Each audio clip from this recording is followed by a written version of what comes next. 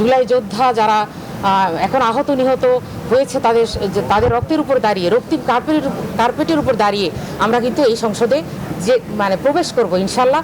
সংরক্ষিত নারী আসনে 11 দলীয় জোটের 12 প্রার্থী বৈধ হলেও একজনের মনোনয়ন স্থগিত করেছে নির্বাচন কমিশন। তাকে প্রয়োজনীয় কাগজপত্র দেখাতে বৃহস্পতিবার দুপুর 12টা পর্যন্ত সময় দিয়েছে ইসি। বুধবার এই জোটের প্রার্থীদের মনোনয়নপত্র যাচাই বাছাই করা হয়। বিএনপি ও স্বতন্ত্র প্রার্থীদের কাগজপত্র যাচাই হবে বৃহস্পতিবার।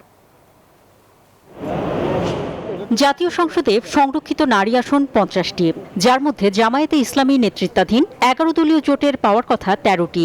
এর সব আসনেই তারা মনোনয়নপত্র জমা দেন। বুধবার আগারগাঁওয়ে নির্বাচন কমিশনে এই 13 প্রার্থীর মনোনয়নপত্র যাচাই বাছাই শুরু করে ইসি।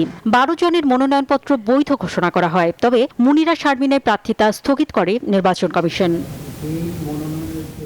রিটার্নিং কর্মকর্তা জানান, ডিসেম্বরে সরকারি চাকরি ছাড়লেও এখনও সরকারি সুবিধা পাচ্ছেন মুনিরা শারমিন। তিনি জানান, আরপিও অনুযায়ী সরকারি চাকরি ছাড়ার 3 বছর পর কেউ প্রার্থী হতে পারবেন। প্রয়োজনীয় কাগজপত্র জমা দিতে তাকে বৃহস্পতিবার 12টা পর্যন্ত সময় দেয় ইসি। ওনার পূর্ববর্তী পেশা চাকুরি এবং উনি যে স্টেটমেন্ট দিয়েছেন সেখানে গভর্নমেন্ট পে স্কেলের কথা উল্লেখ আছে। সেই জন্য আমরা ওনার কাছে ওনার সপক্ষে ডকুমেন্ট চেয়েছি। এখানে আরপিওর 12 জ এখানে বলা আছে যে কেউ যদি সরকারি চাকরি করেন সেক্ষেত্রে 3 বছরের একটা লিমিট দেওয়া আছে। মনোনয়নপত্র গৃহীত হওয়া প্রার্থীরা বলেন, দেশ ও নারীর উন্নয়নে তারা ঐক্যবদ্ধ হয়ে কাজ করবেন। জুলাই যোদ্ধা যারা এখন আহত নিহত হয়েছে তাদের রক্তের উপর দাঁড়িয়ে, রক্তিম কার্পেটের উপর দাঁড়িয়ে আমরা কিন্তু এই সংসদে যে প্রবেশ করব ইনশাল্লাহ।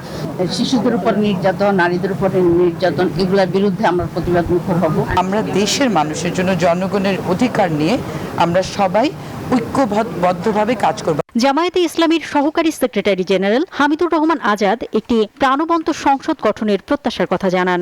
দেশ এবং জাতির বিপক্ষে সরকারি দল কোনো ভূমিকা রাখেন তাহলে জাতীয় সংসদে আমরা প্রতিবাদ করব, রাজপথে আমরা প্রতিবাদ এবং প্রতিরোধের ভূমিকা আমরা পালন করব।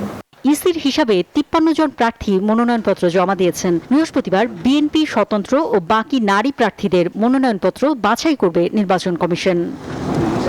অন্তরা বিশ্বাস, নিউজ 24, ঢাকা।